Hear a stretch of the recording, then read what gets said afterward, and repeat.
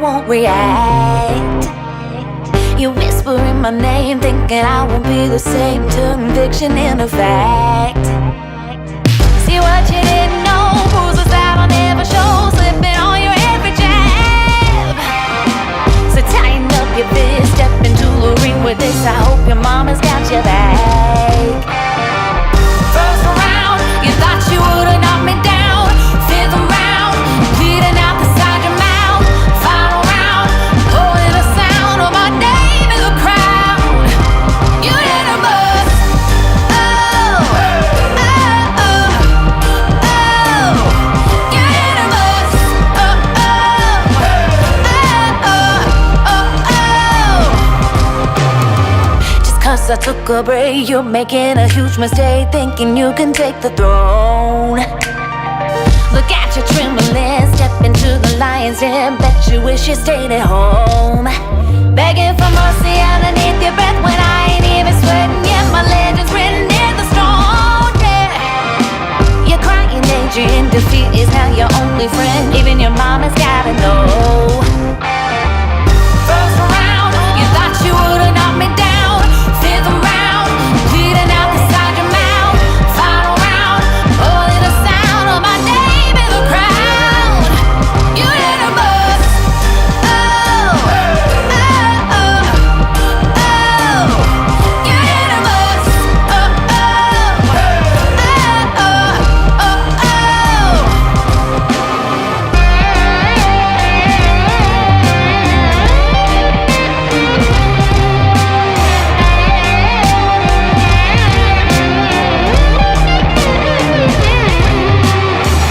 First round, fifth round, final round. Oh, yeah. First round,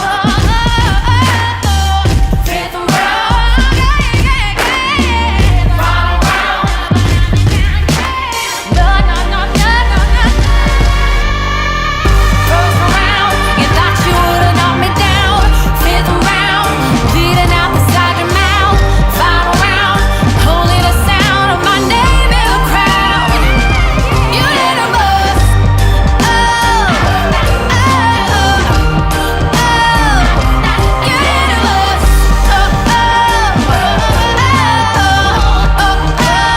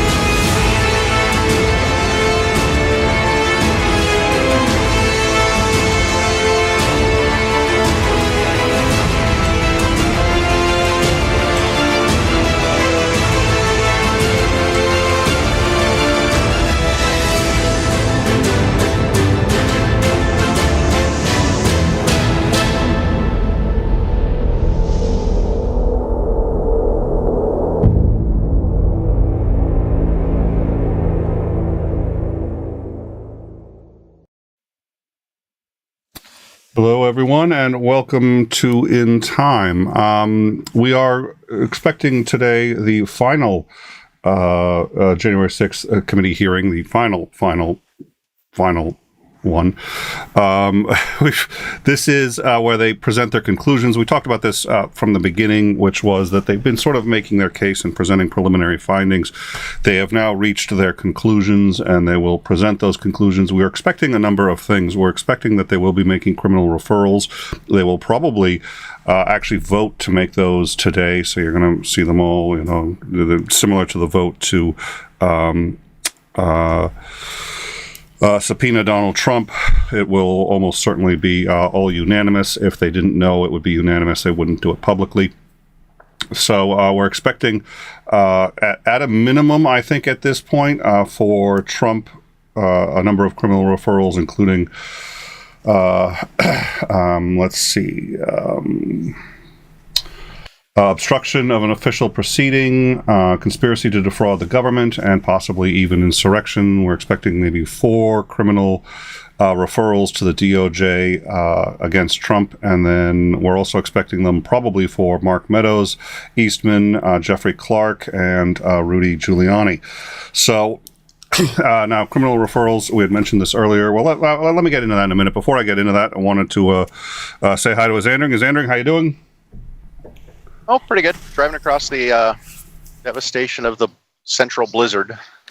Yeah, there's another like ice bomb or snow bomb or something like that hitting the is it the Midwest? Yeah, I think southern Midwest. Is that right?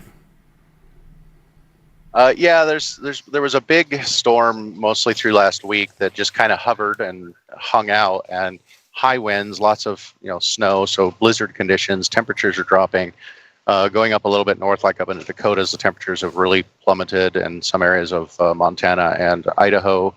Temperatures down in the single digits. Little unusual for those places. Not unheard of, but just a little unusual. And I'm running through a gap. There's another storm that's supposed to be coming through the area, so I'm kind of running between them. But I'm just seeing all of the aftermath of. Because when you get that much snow, you can clearly see where vehicles went off the road. I've passed dozens of wrecks that still haven't been cleared, and scores more tracks through the median and off on the shoulder where wrecks happened. So yeah, especially through Wyoming yesterday, I saw a whole bunch, nearly 100 different accidents.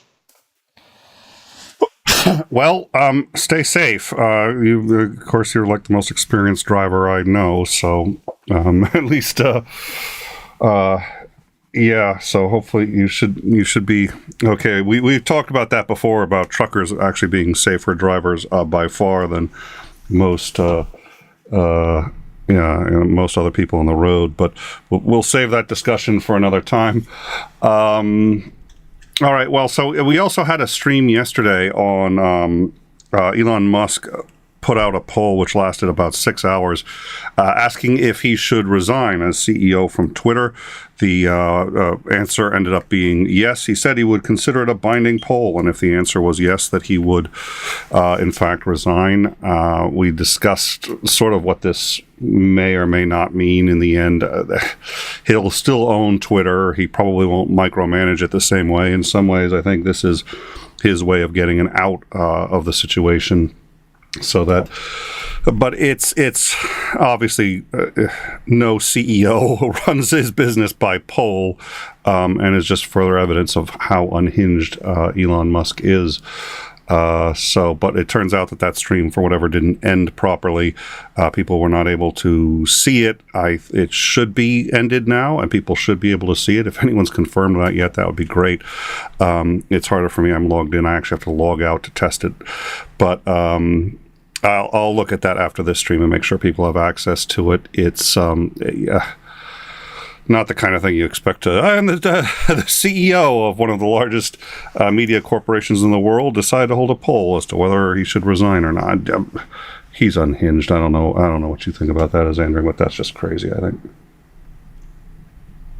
Yeah, well, and it kind of makes me wonder too if he's starting to buckle under some of the pressure and going, I really didn't want to do this to begin with, and now it's like I'm getting so much negative lashback against this. I mean, if he really believed in it that much, he'd be essentially damn the torpedoes all full speed ahead. And it's like, look, I'm doing this whether you like it or not. But maybe he's got a lot of financial issues that he has to worry about as well. So he's got to be careful. Yeah, yeah. Well, and the reality is he's got a tremendous amount, and I didn't mention this last night, but he's got a tremendous amount of legal liability. He abandoned the trust and safety board, and the problem was he was legally required to have them. They were he originally had one, or Twitter originally had one. They had to be expanded after the EU sued Twitter, and as part of their settlement, the board would have expanded powers, and he has not been following that. So he has put Twitter in violation of a settlement they had with the EU, and probably in violation of EU laws. And I think with the dissolution of that board, almost certainly in violation of those laws. He's certainly, if Eli Lilly wants to sue him, they can. So can any number of other companies. I don't know. I'd like to see Chiquita Banana suing and just saying, yes, he allowed a defamatory claim that we had conquered the government of Brazil. That would be an interesting suit. But at any rate, he's opened himself up to so many suits and so recklessly. It's insane to think that he's the richest man, or was the richest man in the world, because there's no way a man like that can hold on to his money for any length of time. When you're that rich, everybody wants to sue you because they want a piece of that action, and he's made himself vulnerable to it. So I wow. Oh, It's a mess. Yeah. It's insane. And the other thing I pointed out in last night's stream, and again, it's a short stream. It may be worth watching if you're interested. We talked not only about the poll, but the one other sad thing is, Elon Musk has reached the point where he's really detestable, and it strikes me as a horrible human being. Actually, he's playing with so many people's lives, and he just doesn't care. But I think he doesn't get the credit that he deserves. Now, he doesn't deserve any real credit for PayPal. He was drummed out of that business for essentially the same kind of stuff he's doing here. But he does deserve credit, I think, for SpaceX, and I think he deserves credit for Tesla. And he's done a lot of very great things with those companies that haven't been productive. But he's gotten them off the ground. No pun intended. No metaphor intended. And the reality is, in both of those cases, he revolutionized how we looked at things. I was depressed when NASA was no longer going to make space flight a priority for the program, and we were going to have to hitch a ride with the Russians. And he changed that, and he turned me into a believer that you could have a private company that could get people into space. I was against the idea of private companies doing it, and it seems to have worked pretty well for us. And that was SpaceX's doing. There are other companies that are doing it. There are other competitors, and eventually SpaceX will be blown away. But until then, that was something that he did. He made space travel interesting and desirable again, and I think that's an absolutely terrific thing. He also did the same thing with electric cars.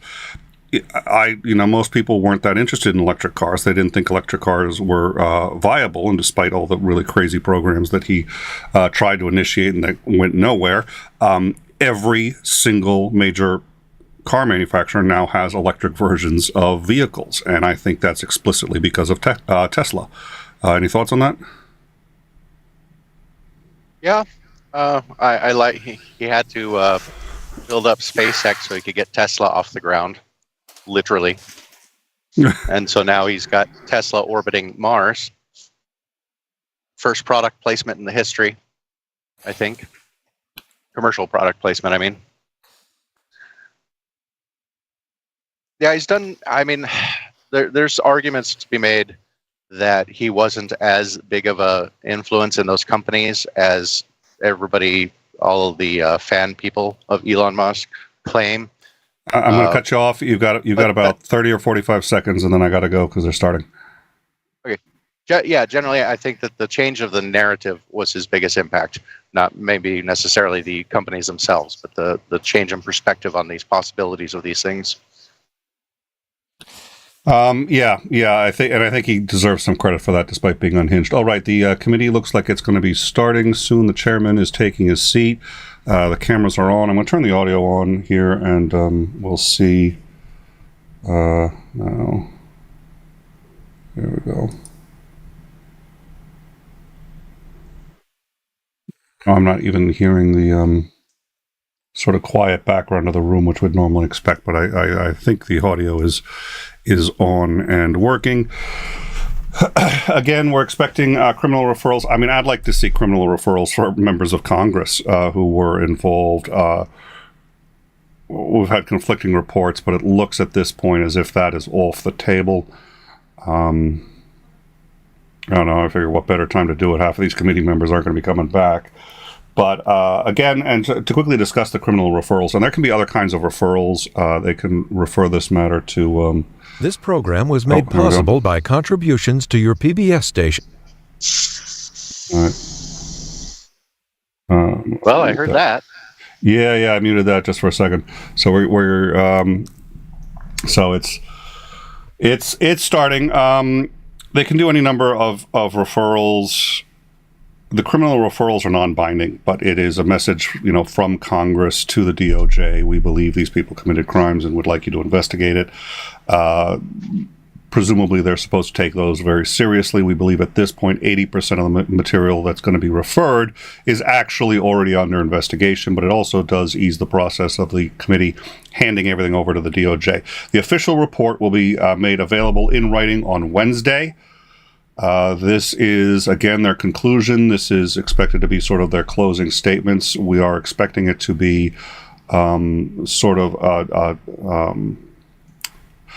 I don't want to say muted, but, we're expecting a tone that is going to be very serious, but, they're somber. Thank you. There you go. And having said that, though, we are expecting that they're going to come out swinging, and they're going to say, this is what we've got. We've been seeing a lot of the text messages from staffers who were saying that this, while it was happening, that it was basically criminal, and they're probably going to refer to those and a bunch of other things. This is their closing arguments. We expect them to come out with basically everything. We don't expect any new evidence, just a reorganizing of the evidence such that they can make their case in this, what we expect to be about a 90-minute presentation here. Let me go check the live chat. What would you like to see is entering today? What bases do you want to see them hit? I want to see them hit, the strongest points that they have for the corruption of the administration in attempting to circumvent the rules, making up new rules, etc. I really want to see them, hit on that, because I think that is the most dangerous thing that happened. So I'd really want to see that. I'm really hoping that these things are referred to the DOJ for those things.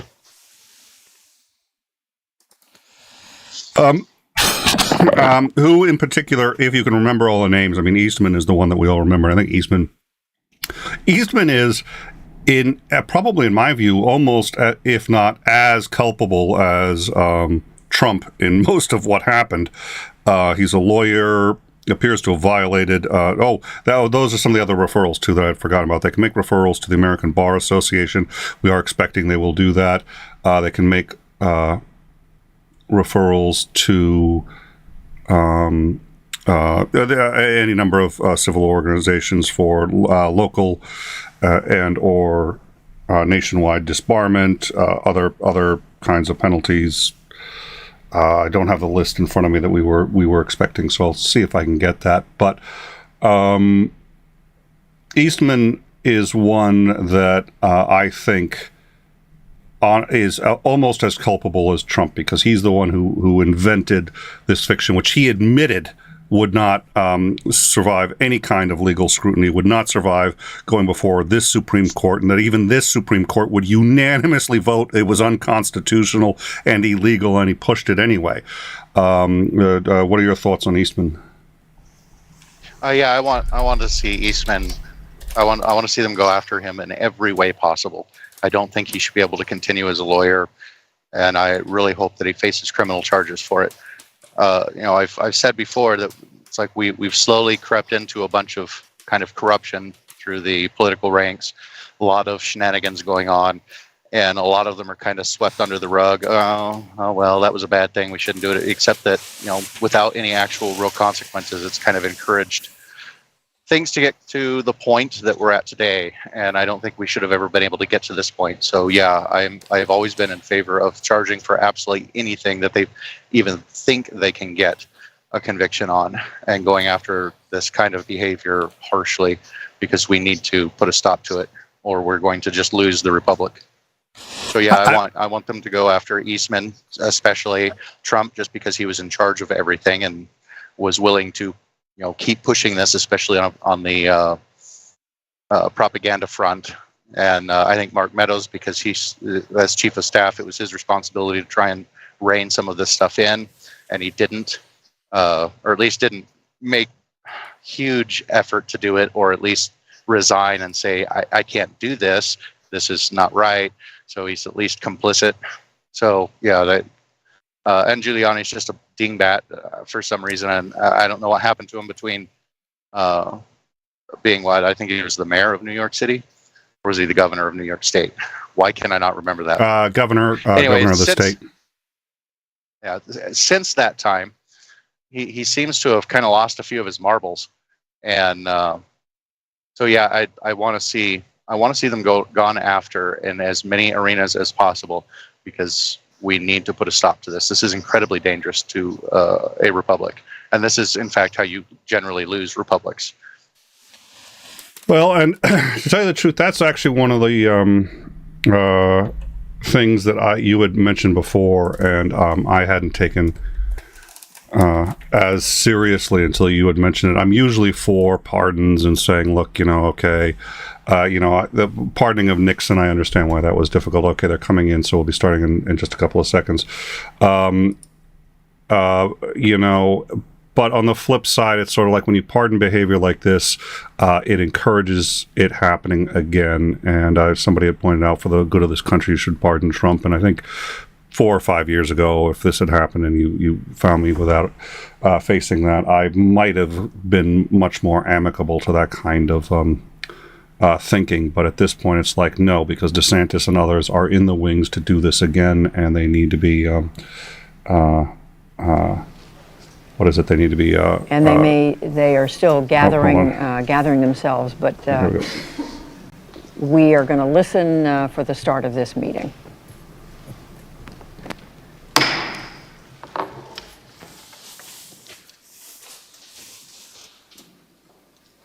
A quorum being present, the Select Committee to investigate the January 6th attack on the United States Capitol will be in order.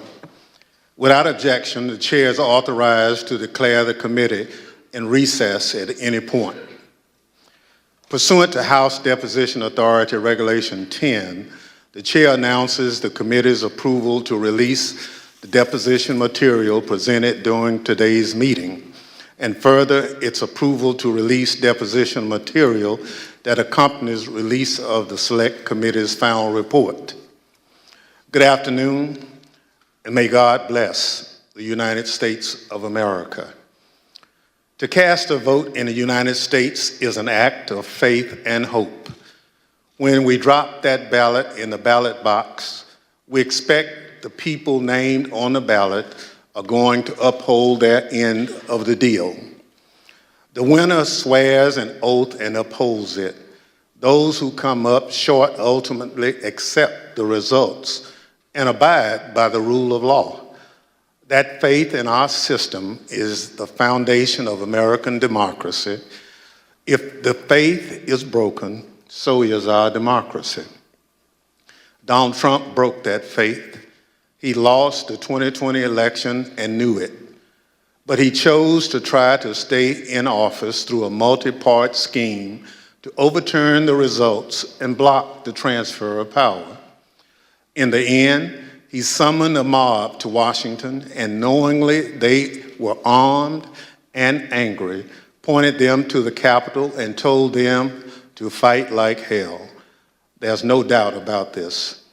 This afternoon, my colleagues will present our key findings, reminding you of some of the information we presented in earlier hearings and telling you how it fits in our broader conclusions.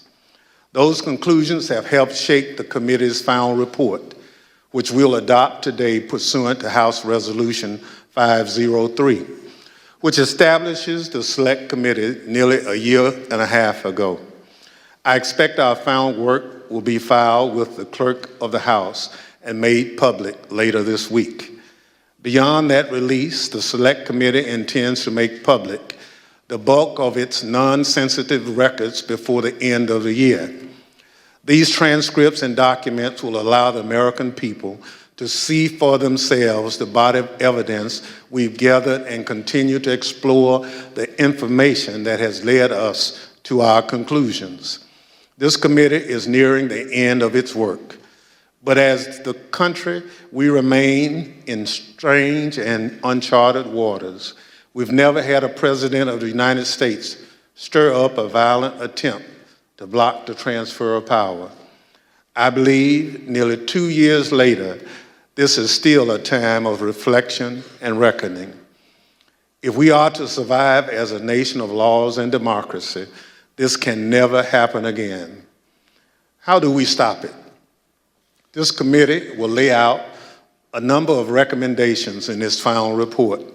But beyond any specific details and recommendations we present, there's one factor I believe is most important in preventing another January 6th, accountability.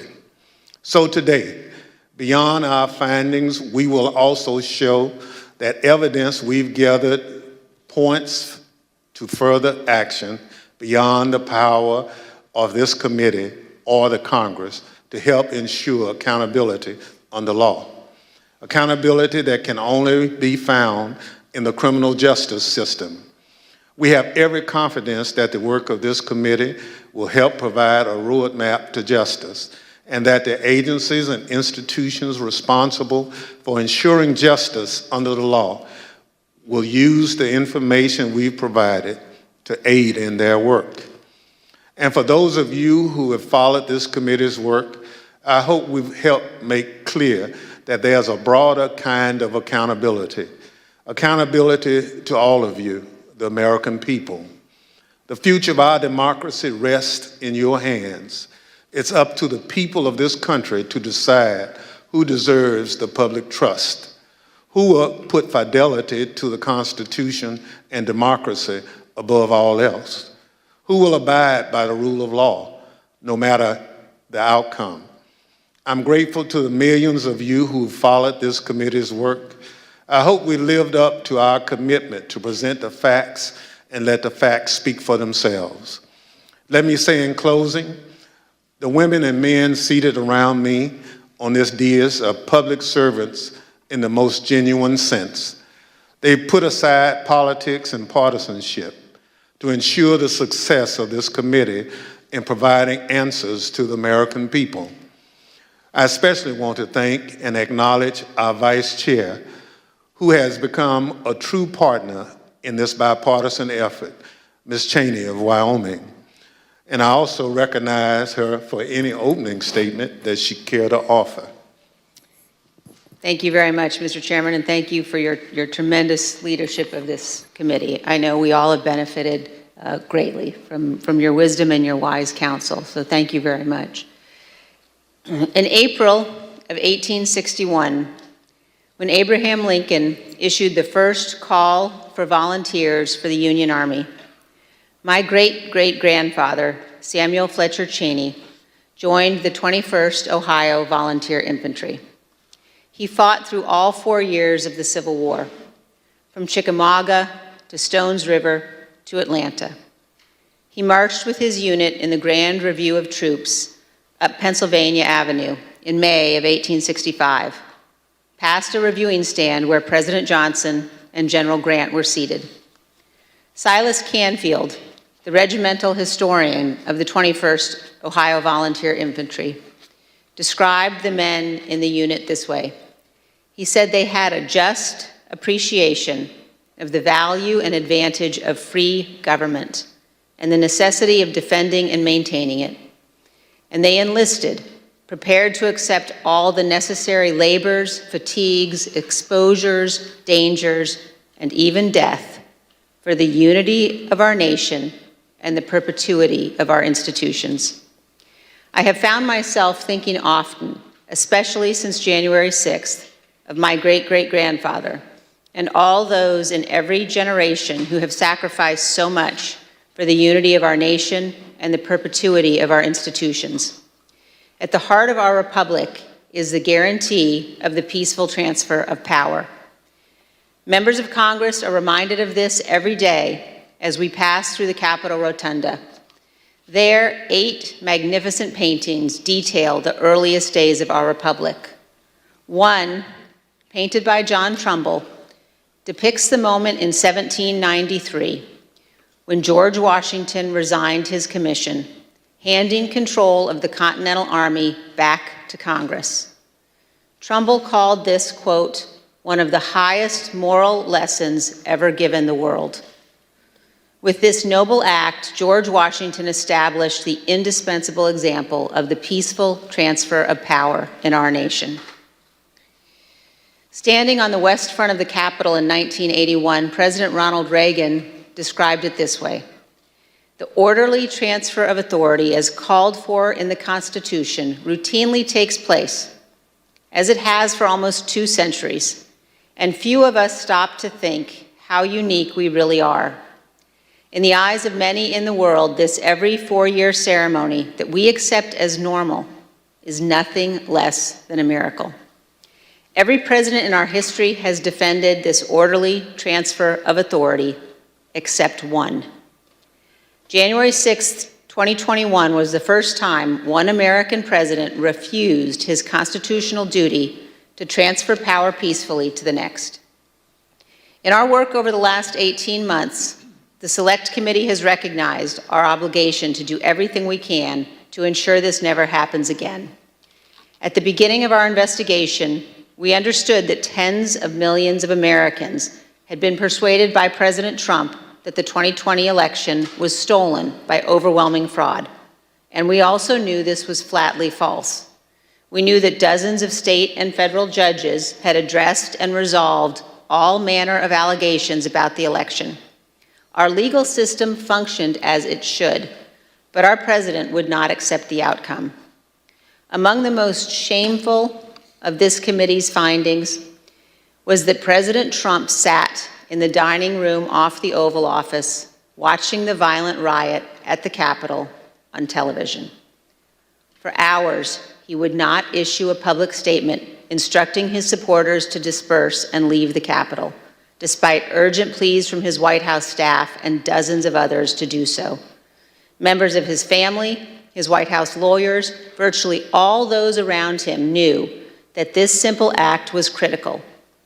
For hours, he would not do it. During this time, law enforcement agents were attacked and seriously injured. The Capitol was invaded, the electoral count was halted, and the lives of those in the Capitol were put at risk. In addition to being unlawful, as described in our report, this was an utter moral failure and a clear dereliction of duty. Evidence of this can be seen in the testimony of President Trump's own White House counsel and several other White House witnesses. No man who would behave that way at that moment in time can ever serve in any position of authority in our nation again. He is unfit for any office. The committee recognizes that our work has only begun. It's only the initial step in addressing President Trump's effort to remain in office illegally. Prosecutors are considering the implications of the conduct that we describe in our report, as are citizens all across our nation. In 1761, John Adams wrote, "The very ground of our liberties is the freedom of elections." Faith in our elections and the rule of law is paramount to our republic. Election deniers, those who refuse to accept lawful election results, purposely attack the rule of law and the foundation of our country.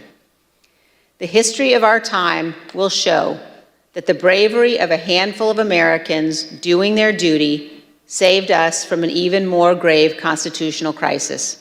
Elected officials, election workers, and public servants stood against Donald Trump's corrupt pressure. Many of our committee's witnesses showed selfless patriotism, and their words and courage will be remembered. The brave men and women of the Capitol Police, the Metropolitan Police, and all the other law enforcement officers who fought to defend us that day saved lives and our democracy. Finally, I wish to thank my colleagues on this committee. It has been a tremendous honor to serve with all of you. We have accomplished great and important things together, and I hope we have set an example. And I also want to thank all of those who have honorably contributed to the work of our committee and to our report. We have accomplished much over a short period of time. Many of you sacrificed for the good of our nation. You have helped make history, and I hope helped to right the ship. Thank you, Mr. Chairman. I yield back. Gentlelady yields back. As you know, this is our final meeting of our committee. Over the course of the last year and a half, we presented evidence in 10 public hearings, testimony from our brave law enforcement officers, senior White House and campaign officials, and many others. Today, we are prepared to share our findings with you.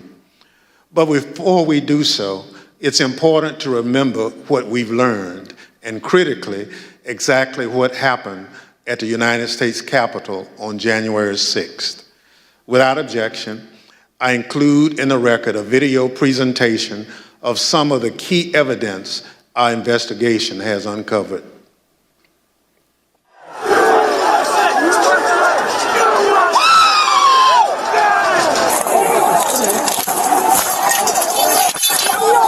There were officers on the ground. They were bleeding. They were throwing up. I mean, I saw friends with blood all over their faces. I was slipping in people's blood. As I was swarmed by a violent mob, they ripped off my badge. They grabbed and stripped me of my radio. They seized ammunition that was secured to my body. They began to beat me with their fists and with what felt like hard metal objects. The key thing to do is to claim victory. No, we won. Fuck you. Sorry, over. We won. Yeah. You're wrong. Fuck you.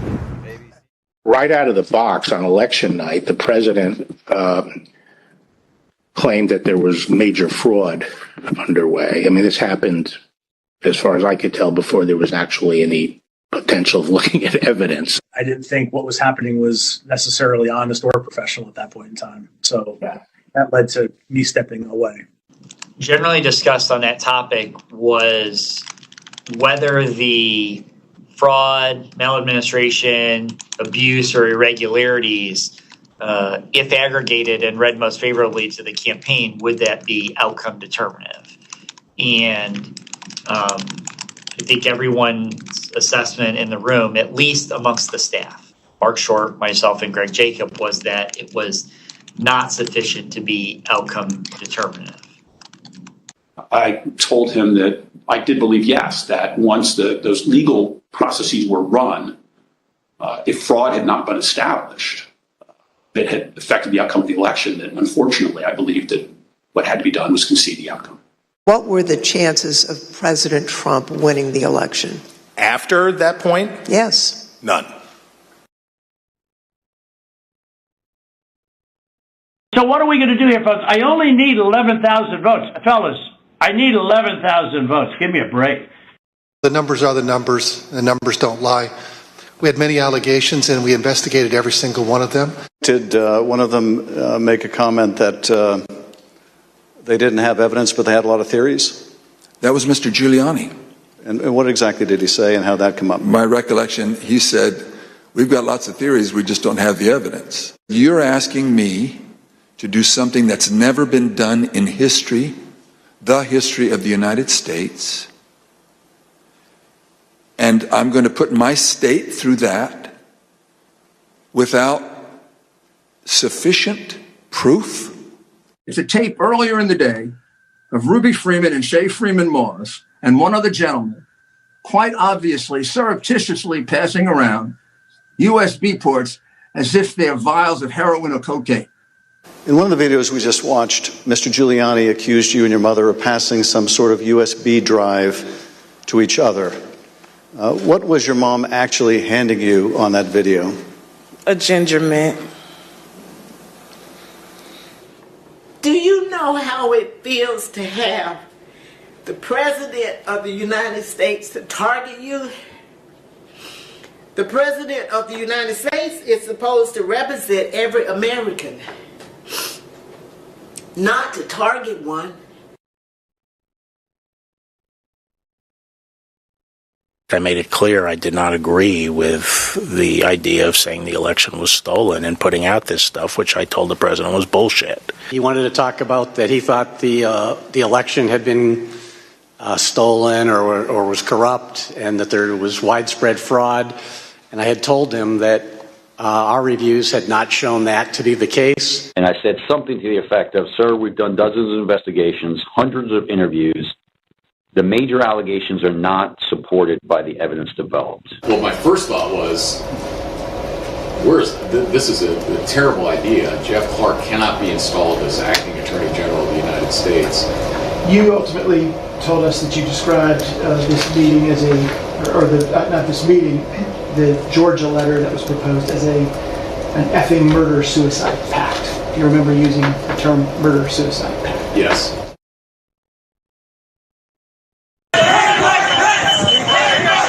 Was it your impression that the Vice President had directly conveyed his position on these issues to the President, not just to the world through a Dear Colleague letter, but directly to President Trump? Many times.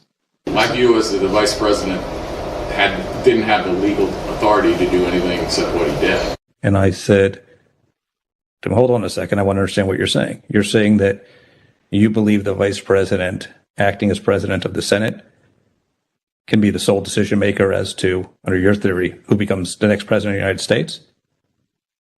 And you said yes. And I said, are you out of your effing mind?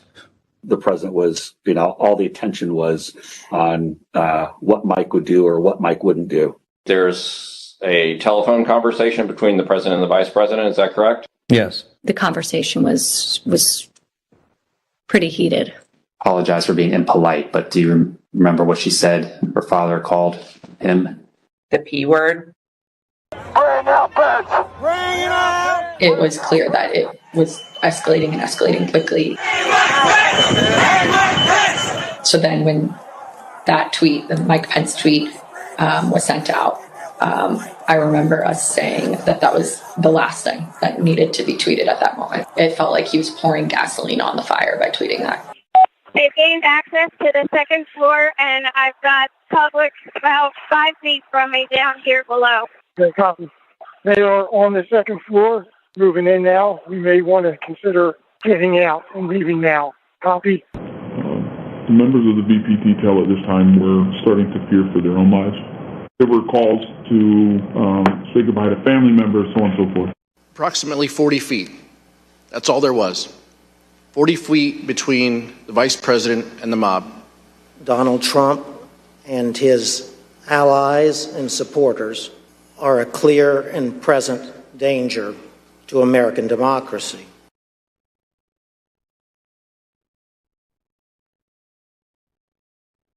We got derogatory information from OSINT suggesting that some very, very violent individuals were organizing to come to D.C. As Mr. Giuliani and I were walking to his vehicles that evening, he looked at me and said something to the effect of, Cass, are you excited for the 6th? It's going to be a great day.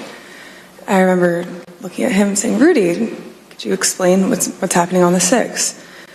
He had responded something to the effect of, we're going to the Capitol. It's going to be great. The president's going to be there. He's going to look powerful. He personally asked for us to come to D.C. that day. And I thought, for everything he's done for us, if this is the only thing he's going to ask of me, I'll do it. Well, basically, the president, got everybody riled up, told everybody to head on down. So we basically were just following what he said.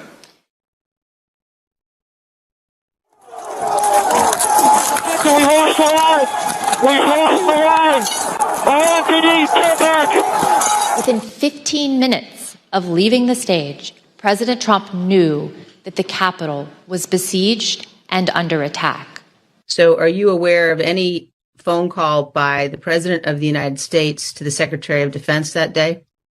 Not that I'm aware of, no.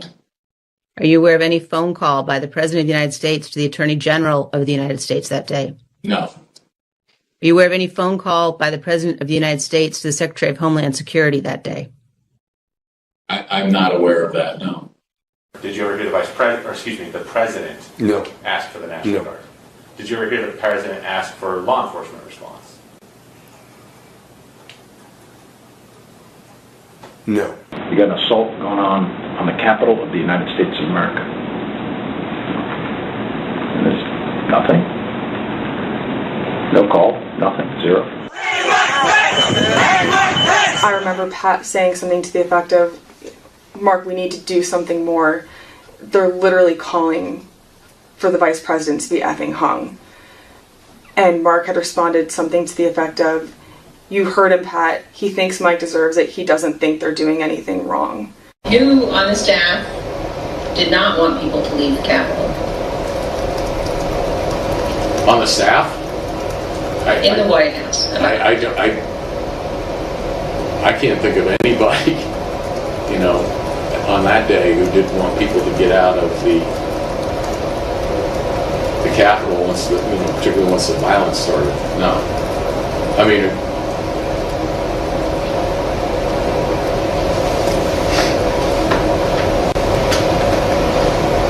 what about the president? Yeah. Well, she said the staff. So I answered. No, I said in the White House. Oh, I'm sorry. I apologize. I thought you said who else on the staff.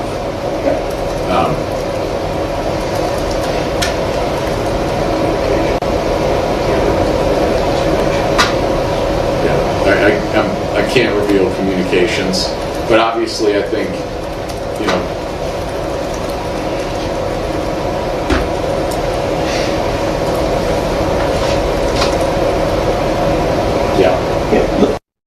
I said, good, John.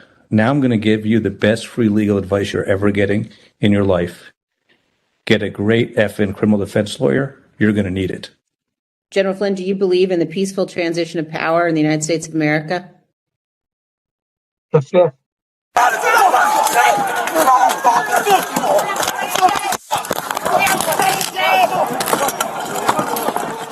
Another officer unconscious.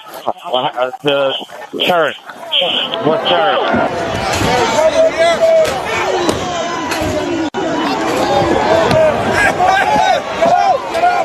I don't want to say the election's over. I just want to say Congress has certified the results without saying the election's over, okay?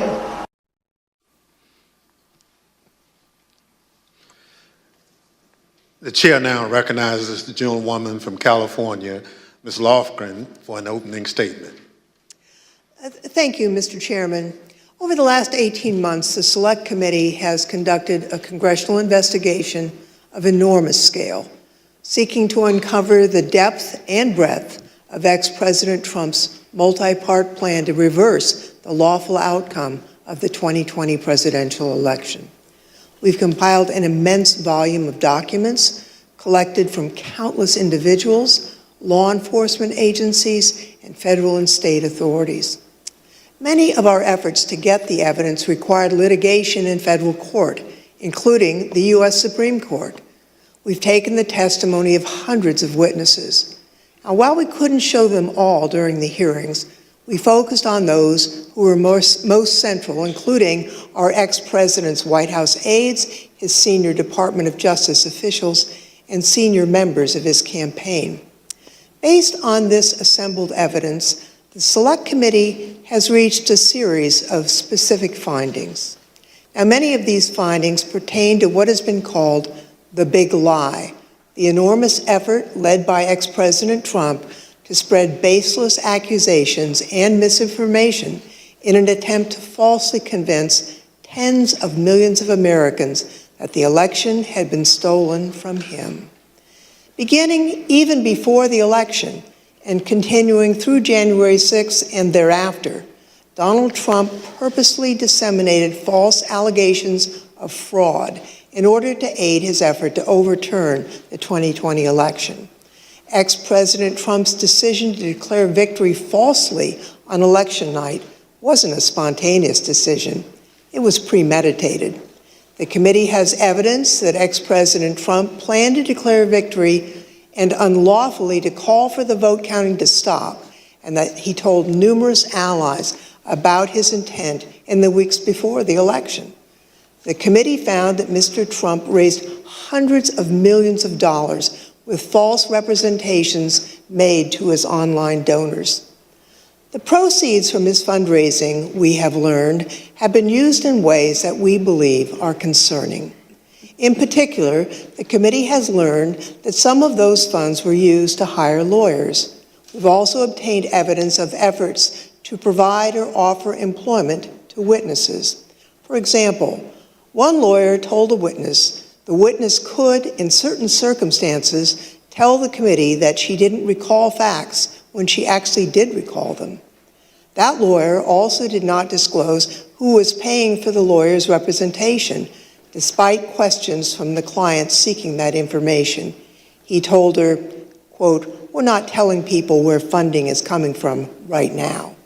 We've learned that a client was offered potential employment that would make her, quote, "financially very comfortable," as the date of her testimony approached, by entities that were apparently linked to Donald Trump and his associates. These offers were withdrawn or didn't materialize as reports of the content of her testimony circulated. The witness believed this was an effort to affect her testimony, and we are concerned that these efforts may have been a strategy to prevent the committee from finding the truth. Throughout the post-election period, ex-President Trump was told repeatedly by his campaign advisors, government officials, and others there was no evidence to support his claims of election fraud. Even since our last hearing, the Select Committee has obtained testimony from new witnesses who've come forward to tell us about their conversations with ex-President Trump on this topic. Here is one of his senior advisors, 𝐓𝐢𝐬𝐿. Seeing evidence of fraud on a scale that would have impacted the outcome of the election, and I was becoming increasingly concerned that we were damaging his legacy. What did the president say in response to what you just described? He said something along the lines of, nobody will care about my legacy if I lose. So that won't matter. The only thing that matters is winning. Despite all that, he continued to purposely and maliciously make false claims, sometimes within a day of being told that a particular claim was false and unsupported by the evidence. By the time the Electoral College met to cast its votes on December 14th, 2020, a number of President Trump's senior staff, cabinet officials, and members of his family were urging him to facilitate a peaceful transition to the incoming administration. He disregarded their advice, and he continued to claim publicly that the election had been stolen from him. Numerous state and federal courts evaluated and rejected the Trump campaign's claims of voter fraud, including 11 judges appointed by ex-President Trump himself. Many of these courts issued scathing opinions, criticizing the lack of evidence that ex-President Trump and his allies had advanced to support their claims. Numerous individuals associated with these efforts have since acknowledged that they were unable to find sufficient evidence of fraud to affect the election results, including in testimony to this Select Committee. Still, ex-President Trump repeated those false claims and tried to convince his supporters the election was stolen. This was an attempt to justify overturning the lawful election results. Donald Trump knowingly and corruptly repeated election fraud lies, which incited his supporters to violence on January 6th. He continues to repeat his meritless claim that the election was stolen even today and continues to erode our most cherished and shared belief in free and fair elections. Mr. Chairman, I yield back. Gentlewoman yields back. The chair recognizes the gentleman from California, Mr. Schiff, for an opening statement. Thank you, Mr. Chairman. Building on his constant repetition of the big lie, President Trump engaged in an unprecedented effort to obstruct the joint session on January 6th, the proceeding where his electoral loss would be certified by Congress. This effort began in part in the states, which hold, count, and ultimately determine the winners of presidential elections. Many state officials were targeted by President Trump and his campaign. The local election workers he accused baselessly of election fraud, the state officials he pressured to stop the count or to find votes that didn't exist, and the state legislative officials he urged to disregard the popular will of the voters and their oath of office in order to name him the winner instead. Here are the Select Committee findings about President Trump's state pressure campaign. President Trump and his enablers repeatedly pressured state officials to take action to overturn the results of the election. The most dramatic example of this campaign of coercion was the president's January 2nd, 2021 call to Georgia Secretary of State Brad Raffensperger, in which the president urged the secretary to find 11,780 votes he needed to change the outcome in that state. During that call, President Trump again repeated conspiracy theories about the election that his own appointees at the Department of Justice had already debunked. Trump also made what Secretary Raffensperger apparently considered a threat, accurately considered a threat, suggesting that Raffensperger and his attorney, that they could be subject to criminal prosecution if they didn't follow through with his demands. Then, in repeated telephone calls and in-person meetings, Donald Trump pressured state elections officials and state legislators to alter official election results. But courageous public servants, including Republicans like Rusty Bowers, held firm and refused to put Donald Trump over their oath to the Constitution. When Donald Trump's pressure campaign did not achieve the results he wanted, he oversaw an effort to obtain and transmit false Electoral College ballots to Congress and the National Archives. The false ballots were created by fake Republican electors on December 14th. At the same time, the actual certified electors in those states were meeting to cast their votes for President Biden. By that point in time, election-related litigation was over in all or nearly all of these states, and Trump campaign election lawyers realized that the fake slates were unjustifiable on any grounds and may be unlawful. In spite of these concerns and the concerns of individuals in the White House counsel's office, President Trump and others proceeded with this plan. The Select Committee has developed evidence that these intentionally false documents were transmitted to multiple officers of the federal government and were intended to interfere with the proper conduct of the joint session, where the existence of so-called competing slates of electors would serve as a pretext for legitimate electoral votes to be rejected. President Trump repeatedly attacked state and local officials who refused to do his bidding, as well as local elections workers who he baselessly accused of fraud. As Ruby Freeman and the testimony of other elections officials so powerfully demonstrated, the people who drew President Trump's ire or were the subject of his lies faced real-world consequences, including public harassment and death threats. Some of these elections workers and officials have been forced to leave their homes. Others have been forced to leave the jobs they loved. Take a listen to Ms. Freeman's story. Now I won't even introduce myself by my name anymore. I get nervous when I bump into someone I know in the grocery store who says my name. I'm worried about who's listening. I get nervous when I have to give my name for food orders. I'm always concerned of who's around me. I've lost my name And I've lost my reputation.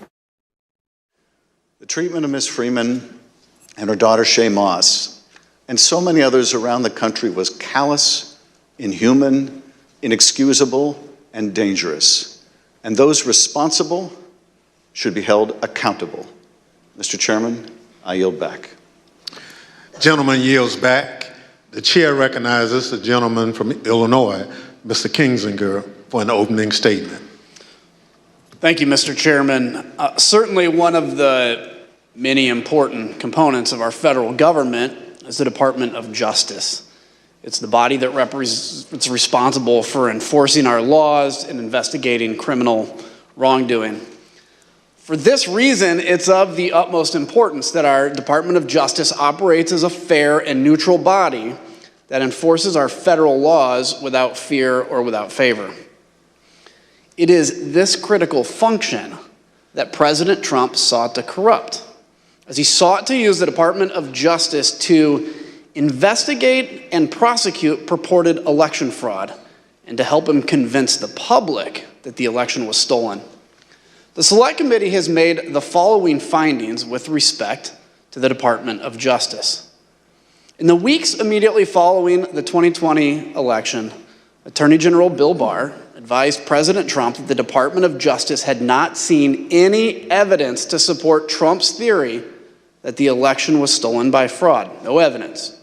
Over the course of the 3 meetings in this post-election period, Attorney General Barr assured President Trump that the Justice Department was properly investigating claims of election fraud. He debunked numerous election fraud claims, many of which the president would then go on to repeat publicly. And he made clear that President Trump was doing, quote, a great disservice to the country by pursuing them.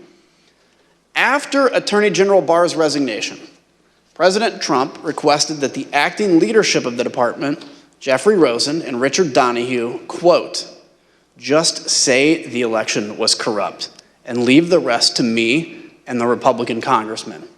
In other words, just tell a small lie to put the facade of legitimacy on this lie, and the Republican congressmen and I can distort and destroy and create doubt all ourselves. Between December 23rd and January 3rd, President Trump called or met with them nearly every day and was told repeatedly the department investigation showed no factual support for Trump's fraud allegations. Mr. Rosen and Mr. Donoghue told him that the fraud claims were simply untrue. As Mr. Rosen and Mr. Donoghue continued to resist, President Trump then tried to install a loyalist named Jeffrey Clark to lead the department as acting Attorney General. On several occasions, Clark met with the president, apparently along with Representative Scott Perry, without authorization, promising to take the actions that Barr, Rosen, and Donoghue had refused to take. In particular, Mr. Clark intended to send a letter that he had drafted with the help of a political appointee that the White House installed at DOJ with just weeks left in the administration. Mr. Clark intended to send the letter to officials in numerous states, informing them falsely, of course, that the department had identified significant concerns about the election results in their state and encouraging their state legislatures to come into special session to consider appointing Trump rather than Biden electors. Here's Acting Deputy Attorney General Donoghue describing his reaction to Mr. Clark's proposed letter. And drafting letters without the knowledge of what the department had actually done in terms of investigations, that he was being reckless. And I recall toward the end saying, what you're proposing is nothing less than the United States Justice Department meddling in the outcome of a presidential election. Knowing that existing department leadership would not support his false election claims, President Trump offered Mr. Clark the job of acting Attorney General. In a dramatic January 3rd meeting in the Oval Office, Rosen, Donoghue, White House counsel Pat Cipollone, and White House lawyer Eric Hirschman strongly objected to the appointment of Jeffrey Clark as acting Attorney General. Mr. Clark pleaded his case and offered to send the letter that he had drafted. The White House counsel called the Clark letter, quote, a murder-suicide pact. Numerous White House and Department of Justice lawyers all threatened to resign if Mr. Clark was appointed. Donald Trump would be leading a graveyard. It was only after the threat of mass resignations that President Trump rescinded his offer to Mr. Clark. Mr. Chairman, I yield back. Gentleman yields back. The chair recognizes the gentleman from California, Mr. Aguilar, for an opening statement. Thank you, Mr. Chairman. Former President Trump's multi-part plan didn't stop with the states or with the Department of Justice. It touched nearly every component of our federal system, ranging from the courts to Congress to his own Vice President, Mike Pence. In the weeks before January 6th, Mr. Trump turned to the man who had served him loyally for 4 years. He embraced an illegal scheme proposed by John Eastman and others who concocted an unfounded legal theory that the vice president could reject Joe Biden's electoral votes during the joint session. When Vice President Pence and many others, including Trump's own lawyer, John Eastman, told him correctly that former President Trump spearheaded an unprecedented campaign to coerce him to do it anyway, ultimately culminating in a dangerous threat to Mr. Pence's life on January 6th. These are the Select Committee's findings with respect to the pressure campaign against the Vice President. John Eastman admitted in advance of the 2020 election that Mike Pence could not lawfully refuse to count official electoral votes. But he nevertheless devised a meritless proposal that deployed a combination of bogus election fraud claims and the fake electoral ballots to say that Mike Pence, presiding over the joint session, could reject legitimate electoral votes for President-elect Biden. But still, President Trump accepted and repeated Eastman's theory and used it to pressure the vice president to take unlawful action. In multiple heated conversations, President Trump directly pressured Vice President Pence to adopt the Eastman theory and either reject the electors or send them back to the state legislatures. The vice president consistently resisted and repeatedly told the president that he did not possess the authority to do what President Trump directed. This culminated in an angry phone call on the morning of January 6th between President Trump and Vice President Pence, during which the former president repeatedly berated Mr. Pence by cursing and leveling threats. White House staffer Nick Luna was one of the many witnesses who heard the call as it happened. Take a listen at Mr. Luna's testimony. Did you hear any part of the phone call, even if just the end that the president was speaking from? I did, yes. All right, and what'd you hear? So as I was dropping off the note, my memory, I remember hearing the word wimp. Either he called him a wimp. I don't remember if he said, "You are a wimp, you'll be a wimp." Wimp is the word I remember. Something to the effect, the wording's wrong. I made the wrong decision 4 or 5 years ago.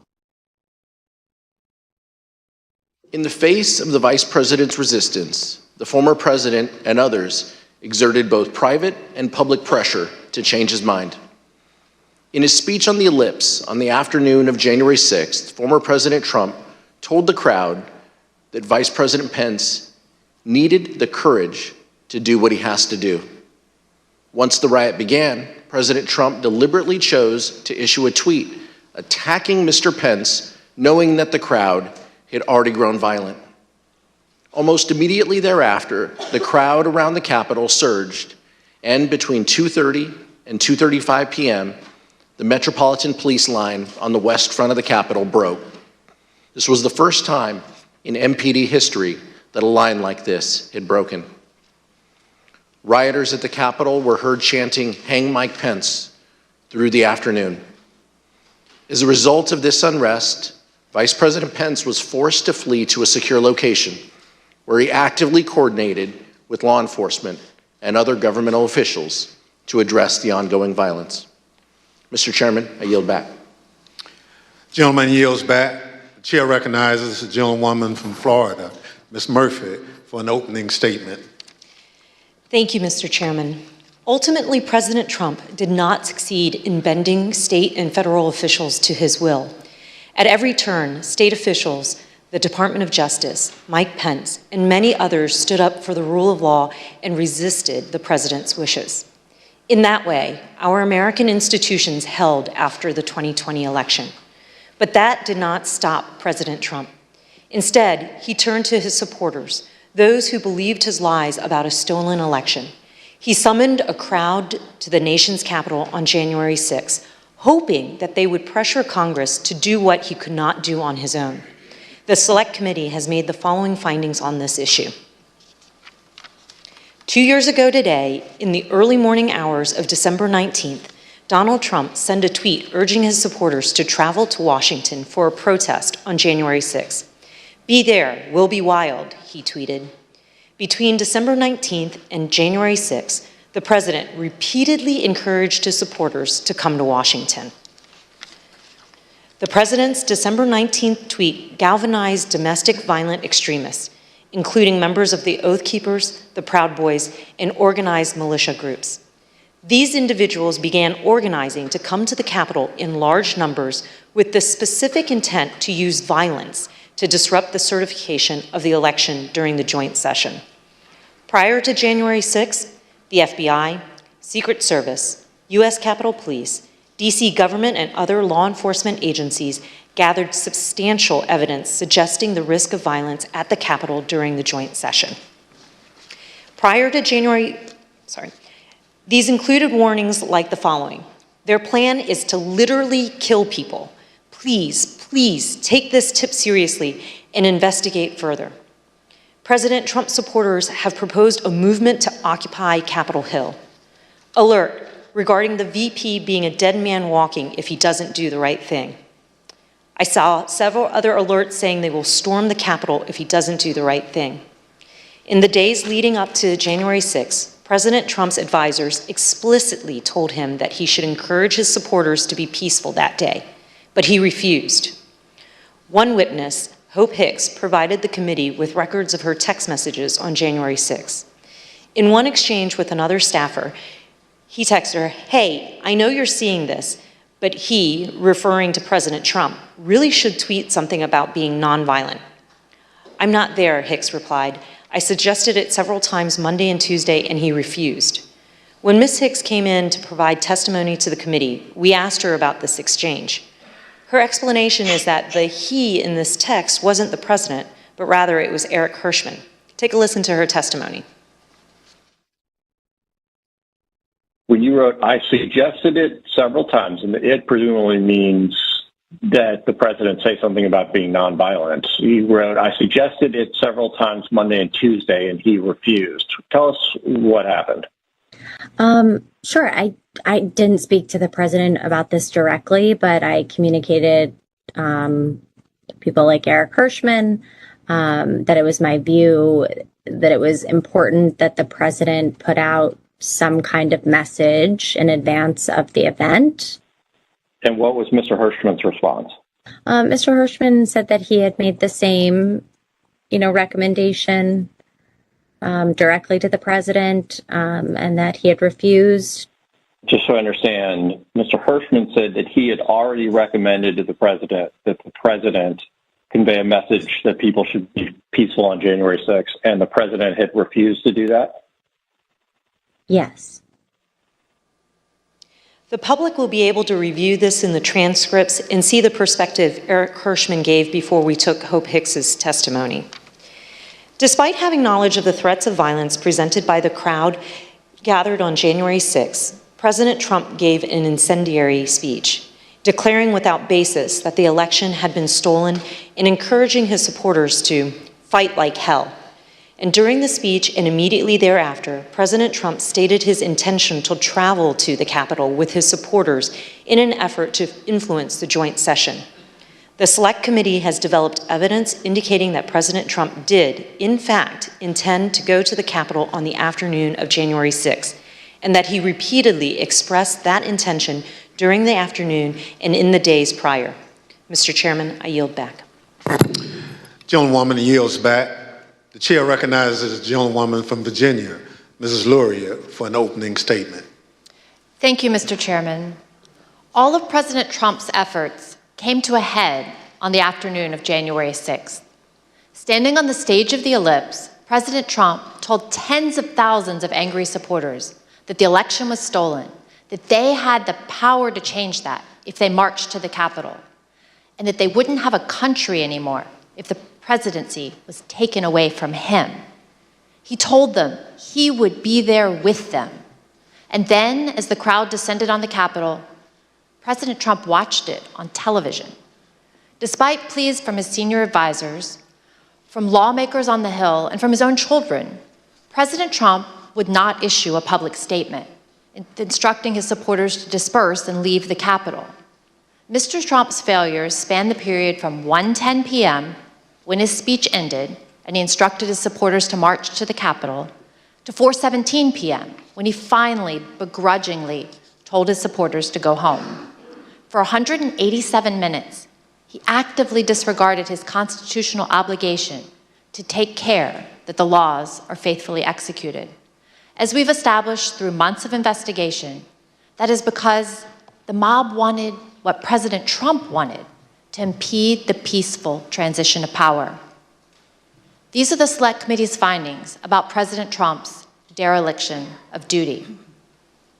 From the outset of the violence, and for several hours that followed, people at the Capitol, people inside President Trump's administration, elected officials of both parties, members of President Trump's own family, and even Fox News commentators who were sympathetic to President Trump, all tried to contact the White House to urge him to do one singular thing, the one thing that all of these people immediately understood was required: instruct his supporters to leave the Capitol. The president repeatedly refused pleas as he watched the violence at the Capitol on television. During the day, the president never spoke with National Guard, the Department of Defense, the Department of Justice, or any law enforcement agency. At no point during the day, or any other, did he issue any order to deploy any law enforcement agency to assist. Multiple witnesses, including President Trump's White House counsel, testified to these facts. Your White House employees, who had been speaking directly with President Trump, state that he didn't want anything done. The president was making phone calls that afternoon, but they weren't to law enforcement officials. Rather, President Trump continued to call his lawyer, Rudy Giuliani. Both President Trump and Mr. Giuliani spoke with congressional leaders, even after the violence had begun, to encourage them to continue delaying the session. Approximately 3 hours after being informed of the violence at the Capitol, hours during which, as our evidence has shown, Donald Trump sat in his dining room and watched the violence on television, the president released a video statement in which he again repeated that the election was stolen, told his supporters at the Capitol that he loved them, and ultimately suggested that they disperse. The statement had an immediate impact on elements of the crowd, many of whom have testified that it led them to depart the Capitol. At 6:01 p.m., President Trump sent his last tweet of the day. He did not condemn the violence. Instead, he attempted to justify it. These are the things and events that happen when a sacred landslide election victory is so unceremoniously and viciously stripped away, he wrote. Remember this day forever. There's no doubt that President Trump thought that the actions of the rioters were justified. In the days after January 6th, he spoke to several different advisors, and in those conversations, he minimized the seriousness of the attack. Here is new testimony from another one of President Senior's advisors, Kellyanne Conway. You said you talked to the president the next day. Tell us about that conversation on the 7th. Yeah, I don't think it was very long. I just said that was just a terrible day. I'm working on a long statement. I said it's crazy. What did he say? No, these people are upset. They're very upset. In the days following the attack, President Trump also expressed a desire to pardon those involved in the attack. Since then, he's suggested that he will do so if he returns to the Oval Office. In summary, President Trump lit the flame, he poured gasoline on the fire, and sat by in the White House dining room for hours watching the fire burn. And today, he still continues to fan those flames. That was his extreme dereliction of duty. Mr. Chairman, I yield back. Gentlewoman yields back. The chair recognizes the gentleman from Maryland, Mr. Raskin, for an opening statement. Thank you, Mr. Chairman, and I want to thank you for your extraordinary leadership of this committee. Generations to come will praise you and the Vice Chair for your unswerving devotion to the rule of law. Several months ago, you tasked several of our members in a subcommittee with bringing recommendations to the full committee about potential referrals to the Department of Justice and other authorities based on evidence of criminal and civil offenses that has come to our attention over the course of our investigation.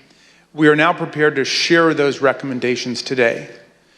Mr. Chairman, let me begin with some relevant background considerations to our criminal referrals. The dangerous assault on American constitutional democracy that took place on January 6, 2021 consists of hundreds of individual criminal offenses. Most such crimes are already being prosecuted by the Department of Justice. We proposed to the committee advancing referrals where the gravity of the specific offense, the severity of its actual harm, and the centrality of the offender to the overall design of the unlawful scheme to overthrow the election compel us to speak. Ours is not a system of justice where foot soldiers go to jail and the masterminds and ringleaders get a free pass. Mr. Chairman, as you know, our committee had the opportunity last spring to present much of our evidence to a federal judge, something that distinguishes our investigation from any other congressional investigation I can recall. In the context of resolving evidentiary privilege issues related to the crime-fraud doctrine in the Eastman case, U.S. District Court Judge David Carter examined just a small subset of our evidence to determine whether it showed the likely commission of a federal offense. The judge concluded that both former President Donald Trump and John Eastman likely violated 2 federal criminal statutes. This is the starting point for our analysis today.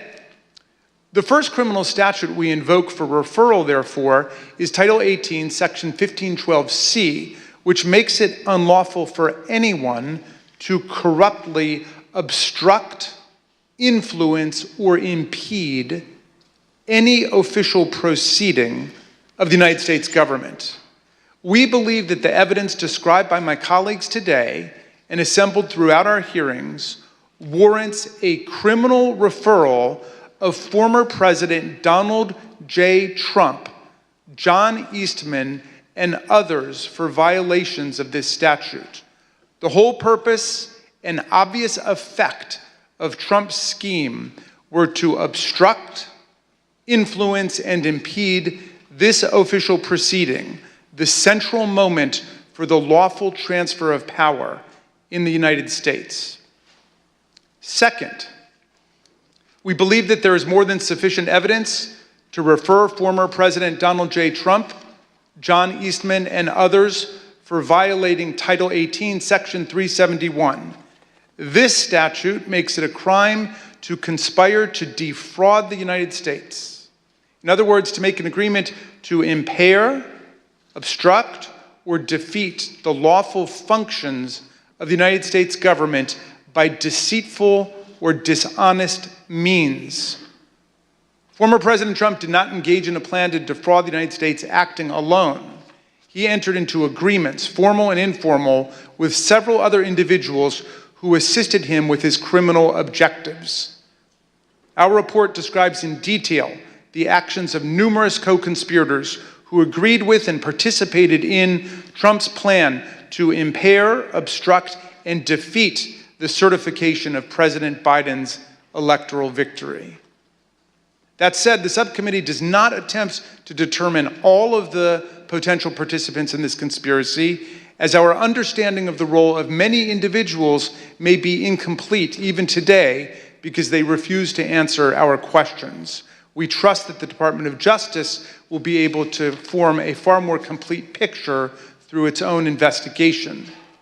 Third, we make a referral based on Title 18, Section 1001, which makes it unlawful to knowingly and willfully make materially false statements to the federal government, the evidence clearly suggests that President Trump conspired with others to submit slates of fake electors to Congress and the National Archives. We believe that this evidence we set forth in our report is more than sufficient for a criminal referral of former President Donald J. Trump and others in connection with this offense. As before, we don't try to determine all of the participants in this conspiracy, many of whom refuse to answer our questions while under oath. We trust that the Department of Justice will be able to form a more complete picture through its own investigation. The fourth and final statute we invoke for referral is Title 18, Section 2383. The statute applies to anyone who incites, assists, or engages in insurrection against the United States of America, and anyone who gives aid or comfort to an insurrection. An insurrection is a rebellion against the authority of the United States. It is a grave federal offense anchored in the Constitution itself, which repeatedly opposes insurrections and domestic violence, and indeed uses participation in insurrection by office holders as automatic grounds for disqualification from ever holding public office again at the federal or state level. Anyone who incites others to engage in rebelling, assists them in doing so, or gives aid and comfort to those engaged in insurrection is guilty of a federal crime. The committee believes that more than sufficient evidence exists for a criminal referral of former President Trump for assisting or aiding and comforting those at the Capitol who engaged in a violent attack on the United States. The committee has developed significant evidence that President Trump intended to disrupt the peaceful transition of power under our Constitution. The President has an affirmative and primary constitutional duty to act to take care that the laws be faithfully executed. Nothing could be a greater betrayal of this duty than to assist in insurrection against the constitutional order. The complete factual basis for this referral is set forth in detail throughout our report. These are not the only statutes that are potentially relevant to President Trump's conduct related to the 2020 election. Depending on evidence developed by the Department of Justice, the President's actions could certainly trigger other criminal violations. Nor are President Trump and his immediate team the only people identified for referrals in our report. As part of our investigation, we asked multiple members of Congress to speak with us about issues critical to our understanding of this attack on the 2020 election and our system of constitutional democracy. None agreed to provide that essential information. As a result, we took the significant step of issuing them subpoenas based on the volume of information particular members possessed about one or more parts of President Trump's plans to overturn the election. None of the subpoenaed members complied, and we are now referring 4 members of Congress for appropriate sanction by the House Ethics Committee for failure to comply with lawful subpoenas. Mr. Chairman, we understand the gravity of each and every referral we are making today, just as we understand the magnitude of the crime against democracy that we describe in our report. But we have gone where the facts and the law lead us, and inescapably, they lead us here. Accordingly, Mr. Chairman, in light of these facts, I ask unanimous consent that the chairman be directed to transmit to the United States Department of Justice relevant Select Committee records in furtherance of these criminal referrals. Without objection, so ordered. Thank you, Mr. Chairman. I now yield back. Gentleman yields back. Pursuant to notice, I now call up Select Committee's final report pursuant to Section 4A of House Resolution 503. The clerk shall designate the report. Final report of the Select Committee to investigate the January 6th attack on the United States Capitol. Without objection, the report will be considered read and open to amendment at this point. I now recognize the gentlewoman from Virginia, Ms. Luria, for a motion. Mr. Chairman, I move that the committee favorably report to the House the Select Committee's final report, which includes the committee's legislative recommendations and criminal referrals of Donald J. Trump and others, pursuant to Section 4A of House Resolution 503. The question is on the motion to favorably report to the House. Those in favor say aye. Aye. Those opposed, no. In the opinion of the chair, the ayes have it. Mr. Chairman, I request a recorded vote. A recorded vote is requested. The clerk will call the roll. Ms. Cheney? Aye. Ms. Cheney, aye. Ms. Lofgren? Aye. Ms. Lofgren, aye. Mr. Schiff? Aye. Mr. Schiff, aye. All right, as they are calling this, so they're going to go down one by one. We expect at this point all of them will concur. They've already concurred. They just want to have it on the record one at a time. Nobody gave a dissent, so this will be a unanimous referral. So it looks like 4 criminal referrals for Trump to the DOJ and the referral of 4 congressmen to the House Ethics Committee. Oh, hold on. Let's see what's going on here.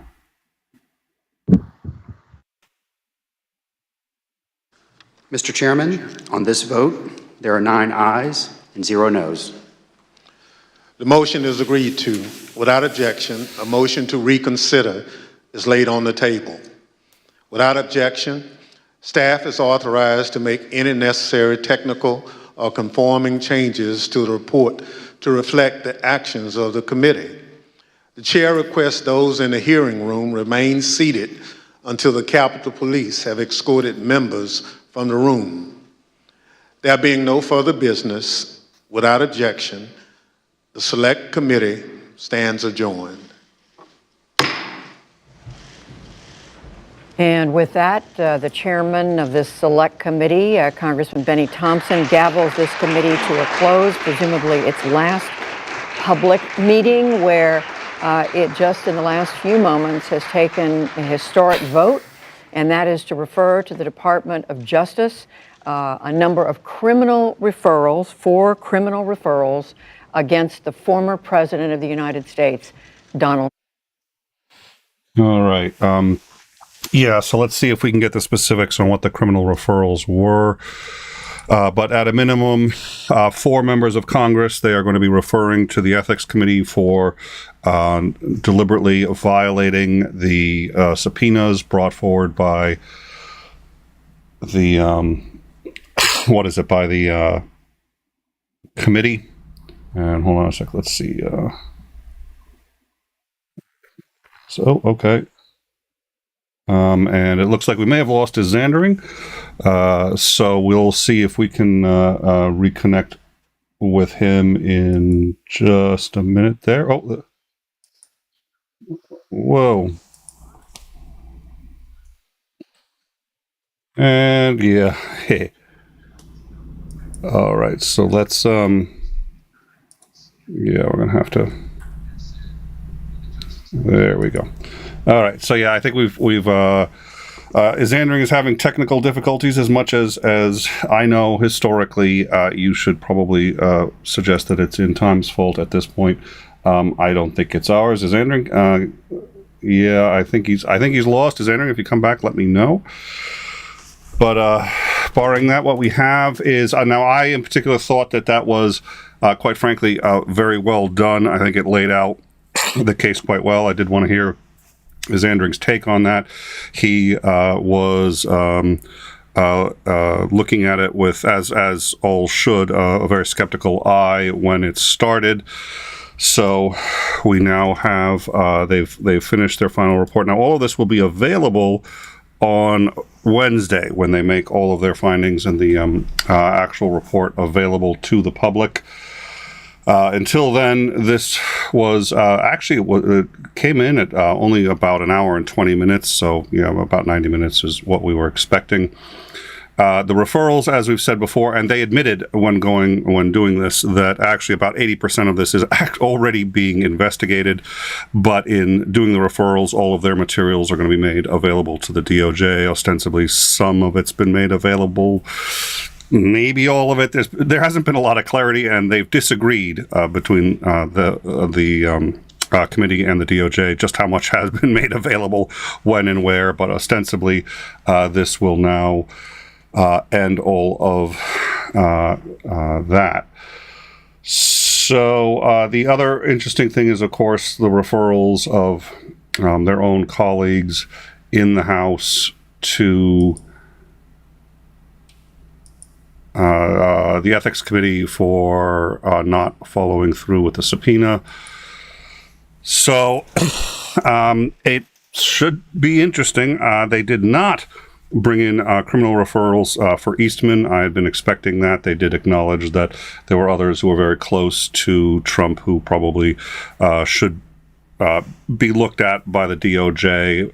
The fact that they did not bring referrals does not mean that there were people in his circle who did not need criminal investigation, but that it was sort of outside the purview of what they were doing. Indeed, they had reasonably limited time. They had to wrap this up before the end of the year and before the new Congress moves in. So I'm going to check with the live chat. And then if I can see, again, I thought it was actually spectacularly well done. And I do, let's see, I'm going to see if I can get I was taking notes as they were doing this, but they did not list by name that I caught the members of Congress that they are referring to the Ethics Committee. So I don't know who that is. Oh, dear Lord. All right, we'll have to. Eastman. Okay, thank you. His answering is. I do have his answering by text, and he's saying that in fact Eastman was listed by name in 3 of the 4 referrals. So perfect. Thank you for clarifying that, is answering. I appreciate it. And let me check on. Let's see how we're doing. And I have been keeping up with the live chat. 𝐬𝐬𝐷𝐆, good to see you, of course, as always. The dinner table, 𝐬𝐬𝐷𝐆's channel, and In Time will be doing a 15-hour stream because, yes, we are that crazy. On the 29th, you can follow us or Christopher for that information. We're looking forward to that. It's going to be a good stream. We'll discuss that at some other point, but I want to make sure that I brought that up so everybody knows. We also will be having Operator Starsky. At this point, we are pretty confident he'll be able to make Friday's show, and I think that will be that'll be good. We've missed him too many times, obviously, because he's in a war zone. It's always difficult to catch up with him, but it'll be good to hear from him, and we'll be having Commander McMillan back on Thursday. So we've got some good stuff coming up. Now, Dr. Misha Griffith, now can we get to the bottom of Hunter Biden's laptop? The tragedy of investigating a private citizen. If there were legit evidence that this in any way implicated his father, I do think that Congress, they'd be within their rights to investigate it. I don't know that they'd have to. That's kind of what the DOJ is for, but I'd understand if they wanted to. But since there's absolutely no evidence, since that I can tell nobody's made that claim, it's Congress investigating a private citizen exclusively for political get-back. It's really quite disturbing. Let's see.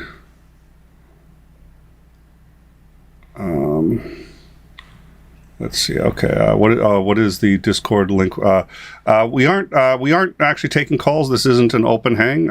If that may not have been a bad idea, I didn't set that up. Larla Day Fammerings. There it is. Okay. So 𝐬𝐬𝐷𝐆 has put that in.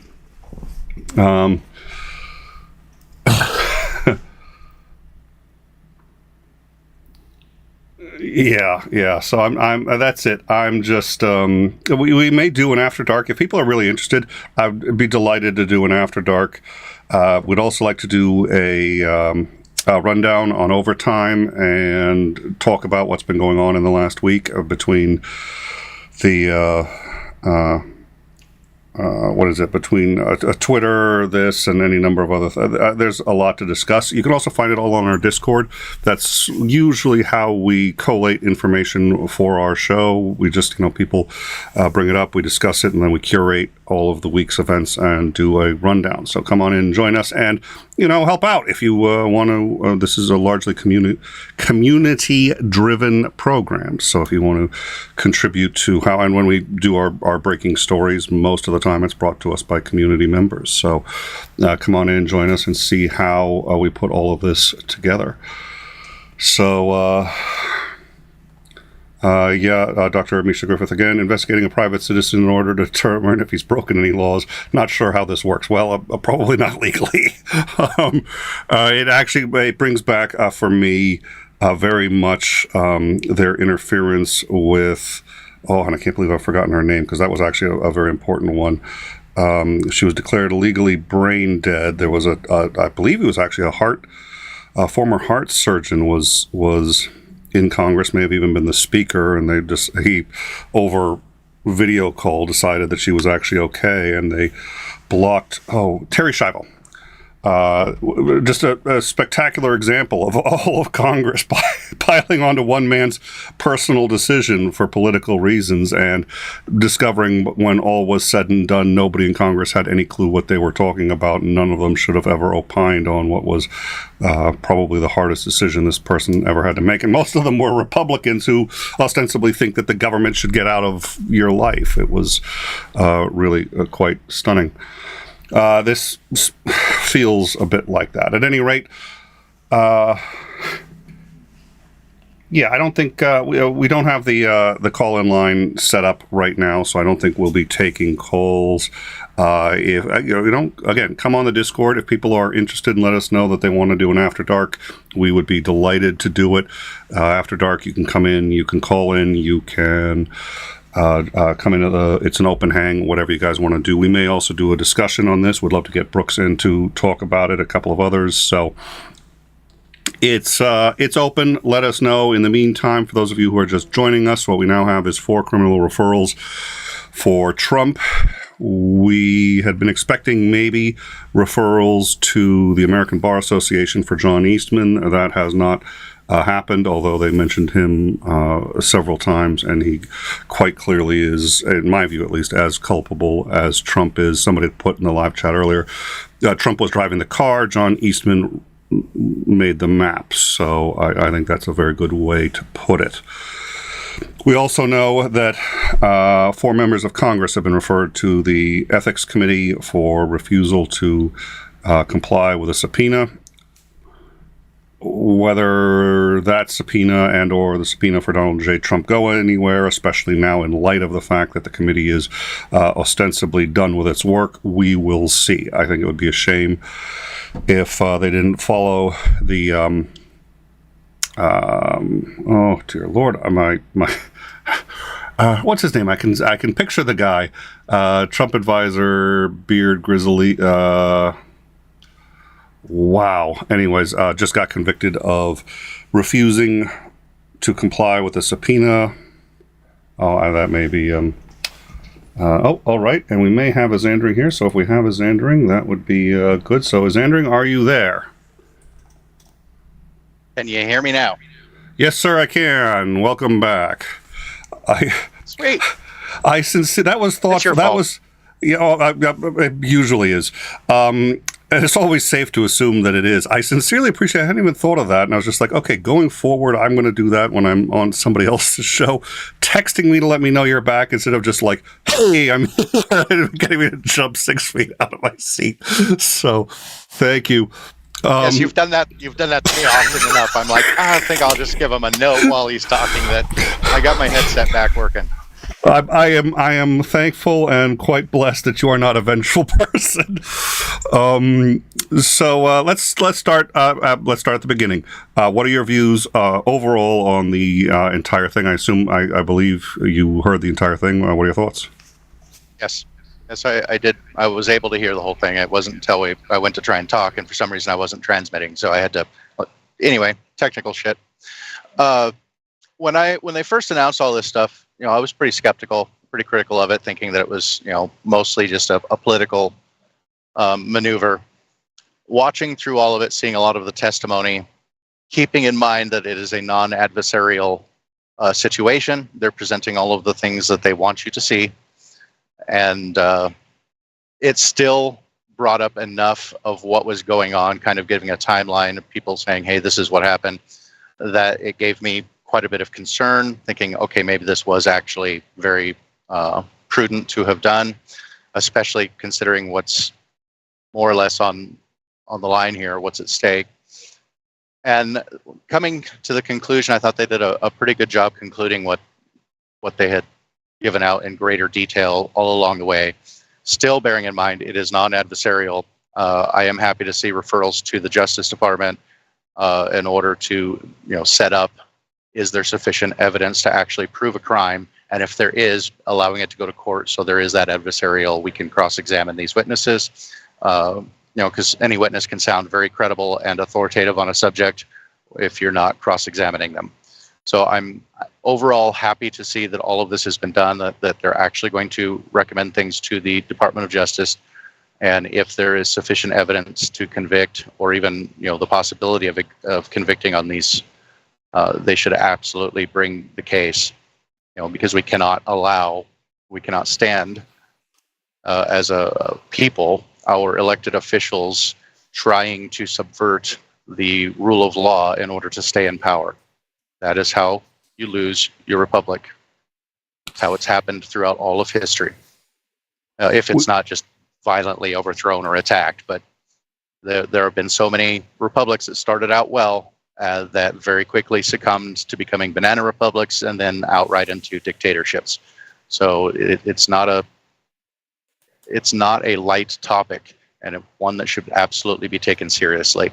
It's like, I understand the argument of not wanting to appear that political parties are going after political rivals after the fact for things that they did while in office.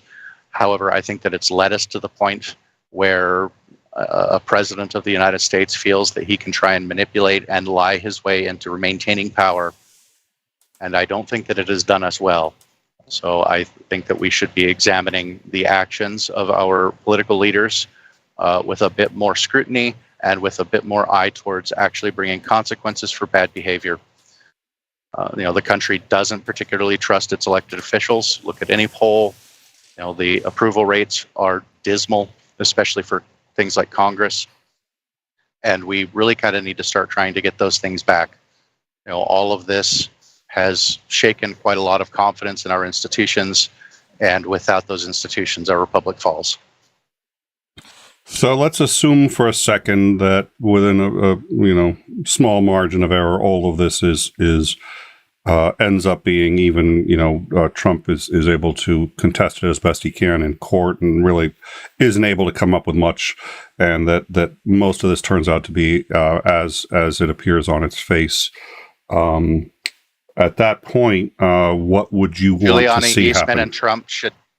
Giuliani, Eastman, and Trump all need to go to jail, go to prison and be barred from federal office, and then look closely at all of the actions of Mark Meadows. I've heard some contrasting things about how much support he had versus how much he was trying to stop it. So ultimately, he didn't. I don't think that he put forth the greatest effort to try and stop all the stuff that was happening, but through some of the testimony, it does appear that he didn't particularly agree with what was going on. But, if he had zero ability to affect it, he should have resigned. And so I'm a little bit more, let's see what the facts end up being on that case. But those three especially, I think, should go to prison. They should probably go to prison for the rest of their lives, and they should be barred from ever holding political office again, federally. Well, and just as a reminder, concentrating on this and listening very closely and, focusing on this. And now that I'm taking a breather, remembering that the nuclear documents issue is extraordinarily serious. And that's a whole nother, so Trump's got that coming. And the threat to Trump's business from Letitia James in New York is also no small matter. So I think, I think he's got a lot on his plate. I was answering the question given your hypotheticals that all of the testimony that we read was largely, mostly true. I absolutely despise that kind of behavior. And I don't believe that any elected official should be engaged in things like that. It is incredibly dangerous to the security and continuation of a republic, and I would really like to keep a republic. It may be ailing a bit, but it's still the best horse in the glue factory. Never heard that one. I like that one. All right. Well, I think we're going to wrap this up. Any final thoughts before we go? My final thoughts are I'm going to be paying attention to what comes out of the Department of Justice over this, and I think that's going to take a while, obviously, but I think we should pay close attention and see where all of these things are going. It's like the more I kind of peel under the cover of the Trump administration, the more I find very distasteful.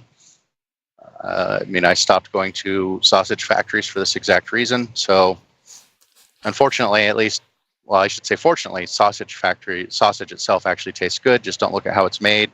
And unfortunately, in this case, the outcome was rancid. All right. Well, thank you very much. Again, another reminder, join us on the Discord for, what we're going to be doing. 𝐬𝐬𝐷𝐸 is in the live chat, and we're going to be doing our Laurel a Day fam rings. I don't know why. I see that. I think my dyslexia just kicks in and just, it's just, my brain does not want to process that. But, we'll be talking more about that. Again, we're going to do a overtime. We just sort of need to coordinate it with this show and the other shows we've got coming up. We're going to, we fixed the Frankenstream from last night. Those of you who want to see our perspective on the Unhinged poll by Elon Musk as to whether or not he should remain CEO, and we try to put that a bit into context of who Elon Musk has been and what he's been doing. It's still very hard to. He's an enigma, but and then Operator Starsky on Friday, 1 p.m. Eastern. We believe at this point that he now has Starlink, and we know he's got a generator. So with any luck, he will be available to talk to us, and we'll get caught up from a Ukrainian National Guardsman what is going on in Ukraine. I think that will be an excellent show. I hope you will join us for that. We've been moving Overtime to its own channel, so a lot of the Overtime content is over there. Please like and subscribe over there too, and that's going to really help us out. And if people are interested and really would like to discuss this, let us know on the Discord, and we will do an After Dark. I would be delighted to do that and have everybody come in and join us and give their opinions. It's dyslexia. Yeah. So thank you all for joining us, and we look forward to seeing you either on Overtime as soon as we can get that scheduled, or Downtime with Commander Lance McMillan on Thursday. Thank you all so much, and we will see you then. Good night.